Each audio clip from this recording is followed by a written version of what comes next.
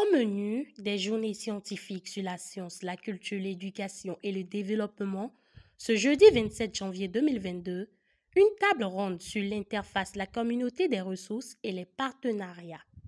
À l'issue des travaux, des résolutions ont été prises, renseigne le vice-président de l'UNEPES. Nous avons ce matin, durant 3 heures d'horloge, tenu une concertation, aussi bien sur le site ici de l'université d'Abomey-Calavi, depuis cette salle, avec les collègues d'un peu partout de par le monde, la France, la Côte d'Ivoire, la Turquie, le Sénégal, les États-Unis et certains autres centres du Bénin.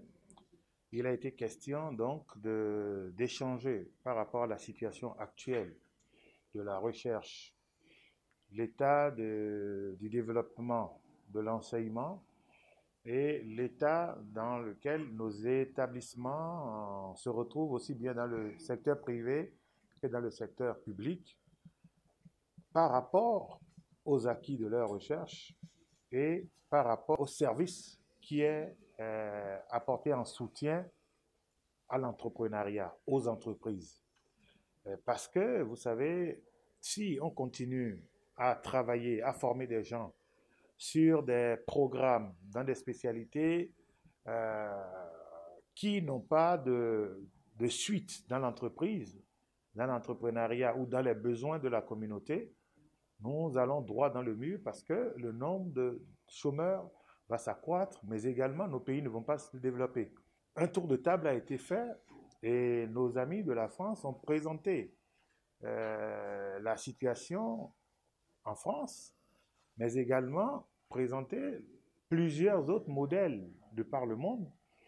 Et localement ici, nous avons, avec la présence autour de la table de deux représentants des établissements privés de l'enseignement supérieur, 3 enseignants, chercheurs de l'université d'Abomey-Calavi, donc des universités publiques, nous avons confronté des idées sur la base d'autres modèles, le modèle en Amérique du Nord, au Canada, en Israël, en Turquie. Et sur ces faits, nous avons également fait un état des lieux. Qu'est-ce que actuellement on a fait de bien? Qu'est-ce qu'il faut corriger et où est-ce qu'il faut aller? Le constat est que, ou la conclusion est que les gouvernants doivent prendre des mesures étroitement en lien avec les réflexions des universitaires. Les universitaires doivent approfondir et professer les conclusions retenues de leurs travaux validés en communauté universitaire.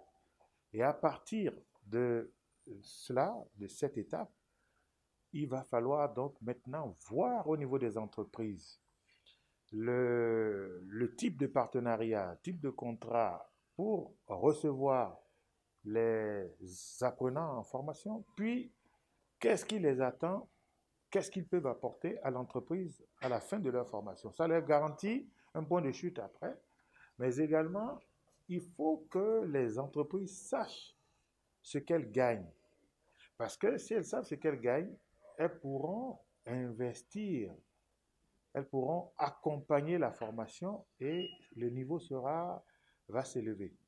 On a parlé également de la complémentarité des centres de formation et de recherche.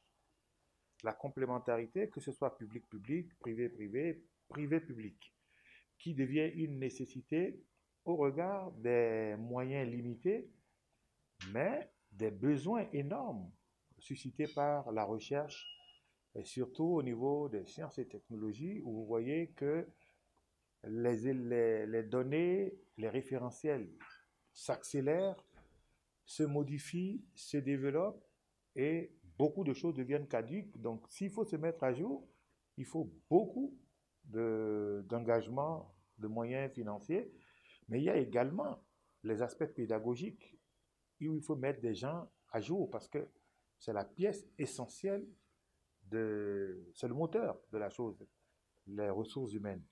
Et donc, les ressources humaines, comment est-ce qu'il faut les accompagner?